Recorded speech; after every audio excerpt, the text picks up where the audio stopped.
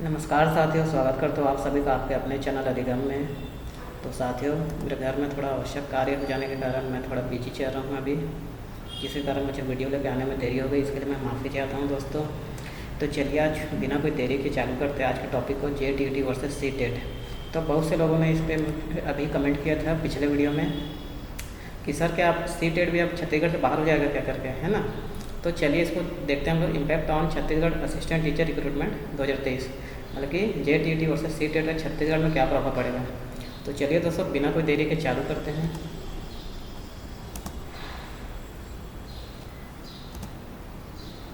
तो क्या है मामला।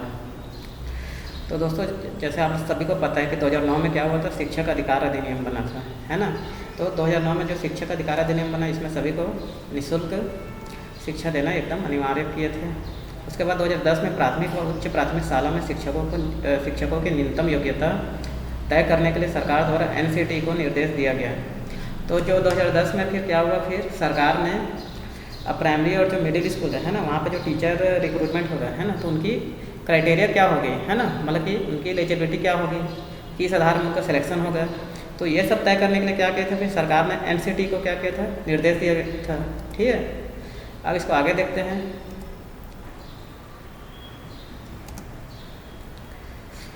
अब यहाँ पे देखिए 2011 में NCT ने शिक्षकों के लिए योग्यता तय की जो निम्न प्रकार है। तो 2011 में फिर NCT ने क्या किया, शिक्षकों के लिए फिर योग्यता तय कर दी है। तो क्या है, चलिए अब इसी को देखते हैं। इसको यहाँ पे ध्यान से सुनिएगा, ये बहुत इंपॉर्टेंट है यहाँ पे, है ना। तो केंद्र का खुद के स्कूल, ठीक है, मतलब कि जो केंद्र खुद से बनाया है स्कूल, या केंद्र द्वारा संचालित स्कूल, या केंद्र द्वारा आर्थिक मदद की गई स्कूल, ठीक है, मतलब कि कुछ स्कूल को क्या होता है, सेंट्रल अनुदान देता है ना। तो आर्थिक मदद की गई स्कूल और ऐसे संघ राज्य जहाँ पर विधानसभा ना हो के स्कूलों में क्या होगा, CTET क्या होगा, मान्य होगा। ठीक है दोस्तों। तो मतलब कि कुछ राज्य ऐसे होते हैं ना, कुछ संघ राज्य ऐसे होते हैं जहाँ पे विधानसभा नहीं होता है, जैसे कि यूनियन टेरिटरी होता है ना, वहाँ पे विधानसभा नहीं होता। तो ऐसे जगह में क्या होगा, CTET, ऐसे स्कूल में मतलब CTET मान्य होगा। उसके बाद देखिए राज्य या केंद्र शासित प्रदेश जहाँ विधानसभा हो, ऐसे स्कूलों में स्टेट TT मान्य होगा। ठीक है, तो राज्य या केंद्र शासित प्रदेश जहाँ पे विधानसभा हो, मतलब कि कुछ केंद्र शासित प्रदेश ऐसे भी होते हैं जैसे कि दिल्ली वगैरह हो गया, है ना, वहाँ पे विधानसभा है, तो ऐसे स्कूलों में क्या होगा। और जो बाकी राज्य है ना, वहाँ पे क्या होगा, स्टेट TT मान्य होगा। ठीक है, और स्टेट TT मान्य होगा मतलब कि उन्हीं राज्यों में स्टेट TT मान्य होगा जहाँ पे वो स्टेट TT की परीक्षा लेते हैं। ठीक है, अब यहाँ पे देखिए नोट में, अगर कोई राज्य यह तय कर लेता है कि वह राज्य TT परीक्षा नहीं लेगा, ठीक है, तो अगर कोई ये डिसाइड कर लिया कि वो TT परीक्षा कभी नहीं लेगा, मतलब फ्यूचर में कभी भी नहीं लेगा, है ना, ऐसा वो डिसाइड कर लिया, या बहुत लंबे समय से राज्य TT परीक्षा का आयोजन नहीं हुआ है, ठीक है, बहुत लंबा समय हो गया, जैसे कि 10 साल हो गया, 10 साल से कोई पेपर ही नहीं हो रहा है। ठीक है, तो ऐसे कंडीशन में क्या होगा, CTET अभ्यर्थी को राज्य पात्रता में शामिल कर सकता है। ये कौन बोल रहा है, NCT ने बोल दिया। ठीक है, एकदम क्लियर कर दिया NCT ने। ठीक है, अब चलिए आगे देखते हैं। अब देखो यहाँ पे झारखंड में जुलाई 2023 में शिक्षक भर्ती विज्ञापन जारी किया गया था, जिसमें JTT को ही पात्रता में शामिल किया गया था। तो ये बहुत इंपॉर्टेंट है दोस्तों। तो जो झारखंड में जो भर्ती विज्ञापन जारी हुआ था, उसमें इनिशियल में क्या हुआ था, JTT को ही क्या किए थे, पात्रता में शामिल किए थे। तो इसको देखकर कुछ अभ्यर्थी जो CTET किए हैं, है ना, जो सेंट्रल TT किए थे और अन्य राज्य के क्या किए थे, STT की पात्रता रखते थे, है ना, वो कहाँ चले गए, कोर्ट चले गए।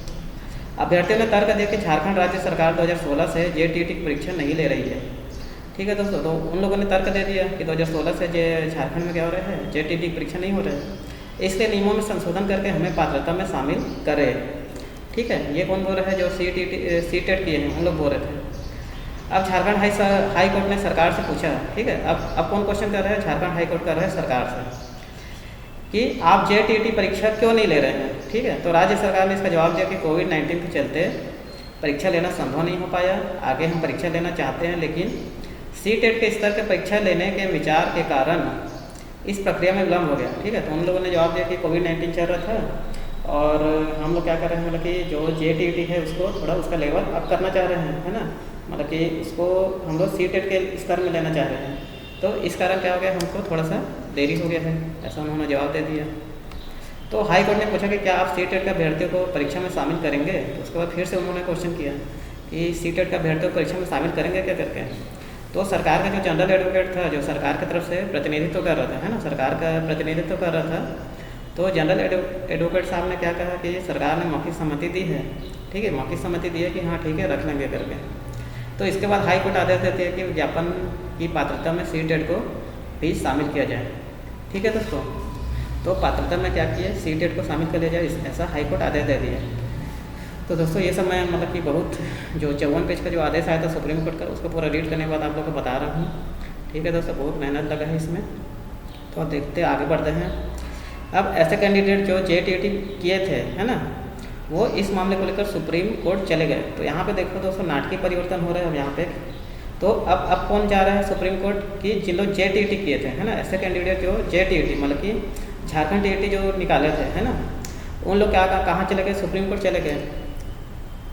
अब वहाँ पे बोल रहे हैं कि सुप्रीम कोर्ट में बताया गया कि राज्य में 1 लाख से अधिक JTT पास अभ्यर्थी है, ठीक है। तो ये एक JTT वाले लोग बोल रहे हैं कि राज्य में 1 लाख से अधिक JTT पास अभ्यर्थी है, यहाँ अभ्यर्थियों की कमी नहीं है, ठीक है। तो ऐसा उन्होंने वहाँ पे कहा। अब देखिए झारखंड के अलग अलग जिले में अलग अलग मातृभाषा के शिक्षकों की आवश्यकता होती है, जो सी-टेट जो कि केवल हिंदी संस्कृत भाषा में होता है, इसकी पूर्ति नहीं कर सकते हैं। तो जो JTT का जो अभ्यर्थी है ना, उन लोगों ने तर्क दिया कि जो झारखंड राज्य है ना, उसके अलग अलग जिले में क्या है, अलग अलग मातृभाषा बोली जाती है, ठीक है। तो वहाँ पे क्या है, वैसे ही शिक्षकों की ज़रूरत है जो भाषा को समझते हैं, ठीक है। तो जो सी-टेट किए हैं, है ना, सी-टेट क्या होता है, जैसे कि आप सभी को पता है कि सी-टेट क्या होता है, हिंदी और संस्कृत भाषा में ही होता है ना। तो ऐसे टीचर क्या होगा वहाँ पे जो वहाँ के रिक्वायरमेंट है ना, उसको क्या करेंगे, फुलफिल नहीं कर पाएंगे, ऐसा उन्होंने तर्क दिया है, ठीक। अब यहाँ पे देखिए सी-टेट को शामिल करने से JTT पास अभ्यर्थियों के साथ अन्याय होगा, साथ ही बच्चों के भविष्य के साथ भी खिलवाड़ होगा, ठीक है। तो ये पॉइंट रख दिया गया वहाँ पे सुप्रीम कोर्ट में। तो अब ये सब को सुनने के बाद सुप्रीम कोर्ट का फैसला, ठीक है दोस्तों। तो चलिए देखते हैं सुप्रीम कोर्ट क्या डिसीजन दे रहा है।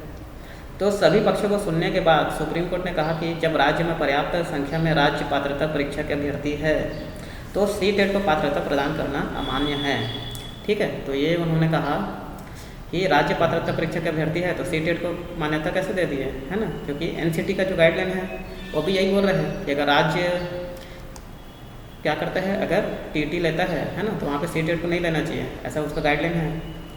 अब दूसरा ये है दोस्तों कि जब राज्य सरकार केवल इस मामले में सी-टेट अभ्यर्थियों को पात्रता दे सकती है जब वो डिसाइड कर ले कि राज्य STT परीक्षा आयोजित नहीं करेगी।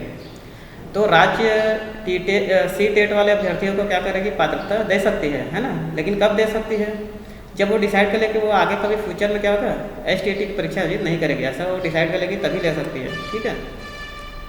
अब यहाँ पे देखो दूसरा आगे क्या बोल रहे हैं, सुप्रीम कोर्ट ये स्पष्टीकरण भी दे रहे हैं ना कि कोई भी सरकार भर्ती प्रक्रिया के बीच में नियम में संशोधन नहीं कर सकते, ठीक है दोस्तों। एकदम क्लियर बोल दिया सुप्रीम कोर्ट ने, है ना, या गेम ऑफ रूल के विरुद्ध है, ठीक है। तो ये खेल के नियम के विरुद्ध, कहने मतलब कि बीच में आप कोई भी नियम नहीं बदल सकते अचानक से। सरकार केवल उसी शर्त में नियमों में परिवर्तन कर सकती है जब केंद्र सरकार उसे आदेशित करे, ठीक है। और सरकार अगर परिवर्तन करना चाहती है तो उसको पहले केंद्र सरकार को पहले बताना पड़ेगा, ठीक है, अपना सिचुएशन बताना पड़ेगा कि हमारे पास ऐसा ऐसा सिचुएशन है। और केंद्र सरकार अगर उसे आदेशित करेगा, मतलब कि वो NCT को निर्देश देगा, है ना, तो उसी कंडीशन में क्या करेगी, वो नियम में परिवर्तन कर सकती है। और वो आवश्यक भी होना चाहिए दोस्तों, है ना, मतलब कि जो उसका रूल रेगुलेशन है उसके अंदर में आना चाहिए, है ना, उसके आउट में नहीं जाना चाहिए भी। क्लियर हो गया। अब पात्रता नियमों को बदलने का राज्य सरकार के पास कोई अधिकार नहीं है, केवल तभी सी-टेट अभ्यर्थियों को शामिल कर सकते हैं जब 9 वर्ष से अधिक समय तक राज्य पात्रता परीक्षा नहीं ली गई, ठीक है दोस्तों। तो यहाँ पे एकदम क्लियर कर दिया सुप्रीम कोर्ट ने, है ना, कि राज्य सरकार के पास ऐसा कोई पावर ही नहीं है कि वो कोई पात्रता नियमों को बदल सके, है ना। और वो सी-टेट को शामिल करना चाहते हैं तो तभी कर सकते हैं जब 9 वर्ष से अधिक समय तक राज्य पात्रता परीक्षा नहीं ली गई है, ठीक है। तो जो भर्ती विज्ञापन जारी हुआ था वो 2023 में जारी हुआ था, ठीक। तो मतलब वहाँ से देखा जाए तो 7 ही साल हुआ था, 16 से 23 तक, है ना, तो 7 साल ही हुआ था। लेकिन उन्होंने पहले जो सी-टेट वाले कैंडिडेट थे उन्होंने 9 साल बोल दिया था, ठीक है। तो यहाँ पे भी ये गलत हो गया था थोड़ा। अब आगे देखते हैं कि साथ ही सुप्रीम कोर्ट ने यह भी कहा कि विज्ञापन जारी होने के समय पात्रता शर्तों को लेकर कोई केस नहीं लगाया गया था। ये भी बहुत इम्पॉर्टेंट पॉइंट है दोस्तों, कि जब भर्ती विज्ञापन जारी हुआ था, है ना, कोई भी भर्ती विज्ञापन जारी होता है तो उस समय वहाँ पे कोई भी केस नहीं लगाया गया था, है ना। मतलब ये सब जो केस लगा ये बहुत बाद में लगा, जब भर्ती प्रक्रिया चालू हो गई थी, ठीक है, जब ऑनलाइन एप्लीकेशन जब मांगे जा रहे थे, ठीक है, और जब उसका क्या बोलते हैं पूरा ऑनलाइन एप्लीकेशन भरने का जो डेट भी निकल गया था, है ना, उसके बाद ये सब प्रोसेस चालू हुआ, है ना। तो उस समय तो कोई केस लगा ही नहीं था। तो भर्ती प्रक्रिया शुरू होने के बाद केस लगाना अवैध है, ये कौन बोल रहा है? सुप्रीम कोर्ट एकदम क्लियर कर दिया, ठीक है। इस प्रकार सुप्रीम कोर्ट ने हाई कोर्ट के फैसले को बदलते हुए झारखंड शिक्षक भर्ती में सीटेट को अमान्य कर दिया है। तो यहाँ से फिर क्या किया, जो सुप्रीम कोर्ट ने फिर हाई कोर्ट के फैसले को बदल दिया और झारखंड में क्या किया, सीटेट को अमान्य कर दिया। मतलब अभी अब जो पेपर हो गया, है ना, क्योंकि वो इसी कारण जो कोर्ट के शर्त है उसके कारण क्या हो गया, वो लगातार डिले हो रहा था, है ना। तो डिले होता क्या है, लेकिन वो भर्ती जारी हुआ था, विज्ञापन जारी हुआ था 2023 में, ठीक है, 2 साल हो गया लगभग। तो वो डिले होने के कारण मतलब कि ऐसा अभी तक मतलब कि डिले होते होते मतलब अभी तक भर्ती नहीं हो पाया है ना। तो इसे सुप्रीम कोर्ट ने मतलब क्लियर कर दिया है कि अब इसमें सीटेट वाले शामिल नहीं होंगे, ठीक है, उसको पूरा अवैध करार दे दिया है, ठीक है। तो वहाँ से सीटेट वाले बाहर हो गए झारखंड से। अब छत्तीसगढ़ में इसका क्या प्रभाव पड़ता है ना, तो छत्तीसगढ़ के वर्तमान सहायक शिक्षक भर्ती प्रक्रिया में इसका प्रभाव। तो देखिए दोस्तों, एक पूरा स्टडी करने के बाद मतलब कि कुछ पॉइंट मैं बनाया हूँ, अब यहाँ पे आप लोग देखिए, है ना। तो छत्तीसगढ़ में क्या हुआ, 4 चरण में भर्ती प्रक्रिया हो चुकी है, ठीक है। जैसे कि आप सबको पता है कि यहाँ पे 4 राउंड हो चुके हैं काउंसलिंग का, है ना। इसमें सीटेट और सीजीटेट दोनों शामिल है, दोनों अभ्यर्थी शामिल है। तो ठीक है दोस्तों, अभी तक तो यहाँ पे भी कोई ऐसा विवाद नहीं हुआ है ना, कि सीटेट या सीजीटेट के लिए कोई विवाद नहीं हुआ है। तो अभी जो 4 राउंड हुआ था उसमें हर टाइप के जो सीटेट वाले को भी भर्ती हुई है और सीजीटेट वाले की भी हुई है, ठीक है। अगर ऐसे में अब कोई विवाद होता है तो सरकार को कोर्ट में स्पष्टीकरण देना होगा। तो ठीक है दोस्तों, अगर इसके बाद में अगर जैसे मान लो कोई, जैसे आजकल तो हो रहा है ना, जैसे सुप्रीम कोर्ट से कुछ फैसला आता है सब दौड़े दौड़े फिर हाई कोर्ट चले जाते हैं, है ना, और हाई कोर्ट जाके वहाँ पे भी क्या करते हैं, केस डाल देते हैं। तो अब कोई विवाद होगा तो फिर सरकार को फिर स्पष्टीकरण देना होगा दोस्तों, इसके लिए आप एकदम निश्चित रहिए, है ना, उसको बताना होगा। तो छत्तीसगढ़ सरकार को यह बताना पड़ेगा कि क्या उन्होंने विज्ञापन में सीटेट को भी आमंत्रित किया था, तो उनको स्पष्ट करना पड़ेगा, ठीक है। तो कल मैं यह विज्ञापन जब पढ़ रहा था तो उसमें ऐसा कुछ नहीं लिखा था, उसमें लिखा था कि टीटी उत्तीर्ण बस लिखा था, है ना। तो टीटी तो उत्तीर्ण में मतलब क्लियर नहीं हुआ था कि सीजीटीटी बोल रहे थे या सीटीईटी बोल रहे हैं, ये ऐसा कुछ स्पष्ट नहीं है उसमें, ठीक है। तो सीटेट को भी आमंत्रित किया था, अगर किया था तो कैसे किया था, है ना, ये सब क्या है सरकार को वहाँ पे स्पष्ट करना पड़ जाएगा। फिर दूसरा जो है कि सुप्रीम कोर्ट ने खुद स्पष्ट कर दिया कि खेल के नियमों को बीच में नहीं बदला जा सकता, ठीक है। तो ये पॉइंट आपके फेवर में जा सकता है, ठीक है। अगर कुछ होता है तो जिन लोग सीटेट किए हैं वो इस पॉइंट को बोल सकते हैं कि सुप्रीम कोर्ट ने तो खुद कहा है कि खेल के नियमों को बीच में नहीं बदला जा सकता, ठीक है। Game of rule can not be change in mid way of selection process, ठीक है। तीसरा यह है कि भर्ती विज्ञापन जारी हुआ था तब किसी ने सीटेट और सीजीटेट को लेकर कोई केस नहीं लगाया था। तो कल मैं विज्ञापन पढ़ रहा था दोस्तों, तो उसमें मुझे तो ऐसा कोई केस नज़र नहीं आया कि कोई सीटेट या सीजीटेट को लेकर कोई केस लगाया था, ठीक है। तो मेरे जानकारी में तो नहीं है, मेरे संज्ञान में नहीं है। अगर आप लोग को ऐसा कुछ पता होगा, है ना, कि स्टार्टिंग में ऐसा कुछ केस लगा है तो आप लोग कमेंट बॉक्स में ज़रूर बताना। लेकिन जहाँ तक मुझे लगता है तो ऐसा कोई केस नहीं लगा है ना। तो ये सब को देखते हुए मतलब कि मैं तो यही सोच रहा हूँ कि इन सब कारणों से छत्तीसगढ़ में वर्तमान सहायक शिक्षक भर्ती प्रक्रिया पर इसका प्रभाव नहीं पड़ेगा। तो ठीक है दोस्तों, ये सब पॉइंट है आप लोग के लिए कि पहला पॉइंट तो ये हो रहा है कि यहाँ पे जब विज्ञापन जारी हुआ था उस समय शायद कोई केस नहीं लगा था, है ना। दूसरा यह है कि सुप्रीम कोर्ट खुद बोला है कि बीच में कोई खेल के नियम को नहीं बदल सकते, है ना। Game of rule can not be changes, ठीक है, सुप्रीम कोर्ट खुद बोल रहे हैं, तो बीच में नियम नहीं बदल सकते हैं, ठीक है। तीसरा यह है कि यहाँ पे 4 चरण में भर्ती भी हो चुका है, तो वहाँ पे भी ऐसा कुछ मैटर नहीं हुआ था, ठीक है। तो ये सब आप लोग के फेवर में बिल्कुल जाएगा, है ना। तो अगर ऐसा कुछ विवाद होता है तो आप लोग बिल्कुल एक बार मतलब कि कोर्ट केस जरूर करना, तो सरकार को वहाँ पे स्पष्ट करना पड़ेगा कि उन्होंने विज्ञापन में क्या बोला था, ठीक है दोस्तों। तो आशा करता हूँ कि आप सभी को वीडियो पसंद आया होगा। अगर आप लोग को लगा होगा कि मैं जो पॉइंट बता रहा हूँ वो सही है तो कमेंट बॉक्स में ज़रूर बताएं, और क्या हो सकता है, इस वाले चीज़ को जरूर बताना कि यहाँ पे स्टार्ट में कोई लगा था क्या, ऐसा कोई केस है ना। अगर ऐसा कुछ लगा हुआ तो मेरे को ज़रूर बताइएगा। तो ठीक है दोस्तों, इसी के साथ वीडियो को ख़त्म करते हैं, है ना। तो जय हिंद, जय छत्तीसगढ़ और गुड बाय दोस्तों। कल फिर से मिलते हैं अगले वीडियो में। कौन सा वीडियो बनाना है बताइएगा आप लोग ज़रूर कमेंट बॉक्स में। तब तक के लिए जय हिंद, जय छत्तीसगढ़।